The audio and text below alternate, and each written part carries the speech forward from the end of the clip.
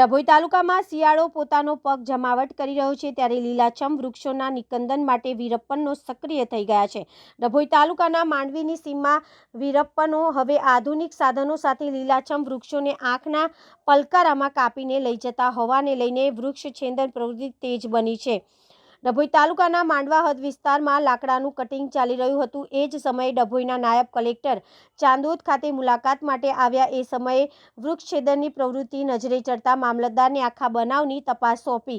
મામલતદાર ઘટના સ્થળે તાબડતોબ આવી પહોંચ્યા. તપાસ કરતા વીરપ્પન નિમેશ વ્યાસભાઈ વસાવા નામનો યુવાન આધુનિક મશીનથી લાકડાનું કટિંગ કરી રહ્યો હતો. વધુ વિગત પૂછતા તેણે જણાવ્યું કે મને હરિહર આશ્રમ ટ્રસ્ટ હાઉસી દેગામ ઘાટ પાસે માંડવામાં રહેતા એક વ્યક્તિએ મને જણાવ્યું કે આ ઝાડ કટિંગ કરવાના છે.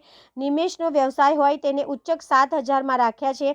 બનાવની વિગત પંચનામામાં દર્શાવી હતી અને ત્યાંથી મામલતદારશ્રીએ માંડવા ગામના સરપંચ અલ્પેશભાઈ માછીને ફોન કરી બોલાવ્યા, પણ એ પણ બહારગામ હોય તેમ જણાવ્યું. સાથે તલાટી શ્રી દિવ્યરાજસિંહ રહેવારને પણ ફોન કરતા તેમણે પણ હું નથી એમ કહી દીધું હતું.